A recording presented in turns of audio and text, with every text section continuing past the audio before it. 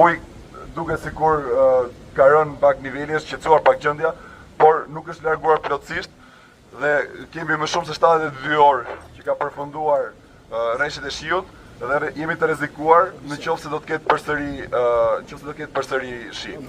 Për këtë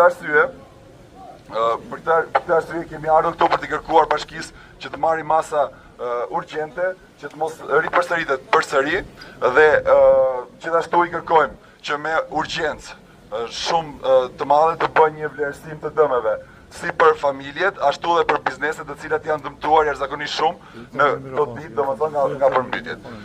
Gjithashtu, të bëhet një dëmshpërblim urgjent për gjitha familjet edhe bizneset e dëmtuara, pasi është përmbytja e tretë e cila ka ndodhur brenda një viti, ato nuk ka marrë akoma dëshpërblimet e përmbytjeve të kaluara dhe të mos ta vënojnë.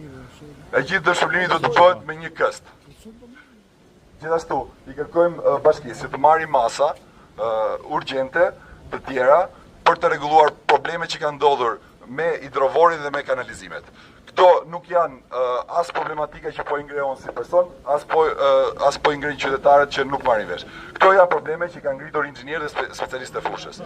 Këtu ripërsëris që problemi kryesor që ka ardhur, e tha dhe inxhinieri Zoti Zhamo, që ka punuar për shumë vite ke bonifikimi i qytetit të Durrësit, e ka shpjeguar shumë qartë.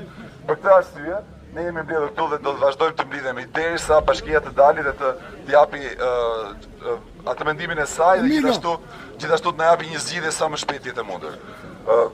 Për këtë arsye ne jemi mbledhur përsëri dhe dua ta theksoj shumë qartë që kjo është një protestë qytetare.